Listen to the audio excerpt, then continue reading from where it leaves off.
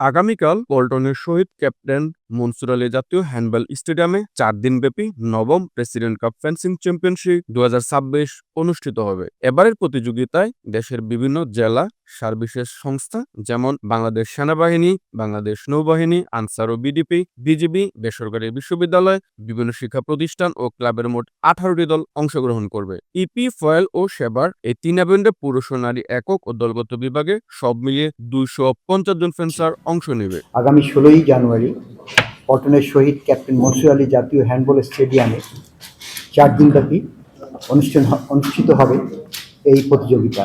সামনে রয়েছে নেপালে আন্তর্জাতিক ফেন্সিং চ্যাম্পিয়নশিপ এবং আগামী 18 এবং থেকে 26শে জুন ভারতের নয়াদিল্লির ইন্দিরা গান্ধী স্টেডিয়ামে অনুষ্ঠিতব্য এশিয়ান ফেন্সিং চ্যাম্পিয়নশিপ ও সেপ্টেম্বর 2026 জাপানের নাগোয়াতে অনুষ্ঠিতব্য এশিয়ান গেমস। এবারের প্রেসিডেন্ট কাপে চমক হিসেবে থাকছেন এসএ গেমসে সোনাজয়ী নৌবাহিনী ফেন্সার ফাতেমা মুজিব। দীর্ঘদিন পর ইনজুরি থেকে ফিরেছেন তিনি। ফেন্সিং ফেডারেশন সাধারণ সম্পাদক বসুনিয়া এম আশিকুল ইসলাম বলেন, নতুন ফেন্সার ও দেশব্যাপী এই খেলাকে ছড়িয়ে দেওয়ার প্রত্যাশা জানান সভাপতি মেজর অবসরপ্রাপ্ত কামরুল ইসলাম। সেনাপ্রধানকে রিকোয়েস্ট করেছিল যে আমাদের কোনো বেনিফিটও নাই, আমাদের বিভিন্ন ক্লাবে বা অন্যান্য জায়গায় আমাদের খেলতে হয়। তো ওটা সেনাপ্রধান নিজেই হি হ্যাজ ম্যানেজড ইট।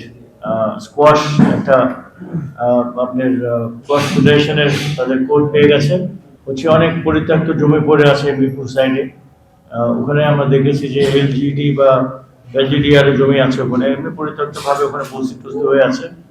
ওইভাবে আমরা উদ্যোগ নিচ্ছি যে সরকারকে লিখবো কনসার্নগুলোকে যাদের জমি আছে, তো ওখান থেকে যদি আমরা 1 বিঘা জমি নিতে পারি, আমরা হয়তো আমাদের ভ্যালু 14 নম্বর বা ওইসব জায়গায়, যেহেতু আমাদের concentration of fencers mostly they live in Mirpur area, তো আমাদের দৃষ্টিটা ওই সাইডে বেশি, ওইটার জন্য আমরা উদ্যোগ নিচ্ছি।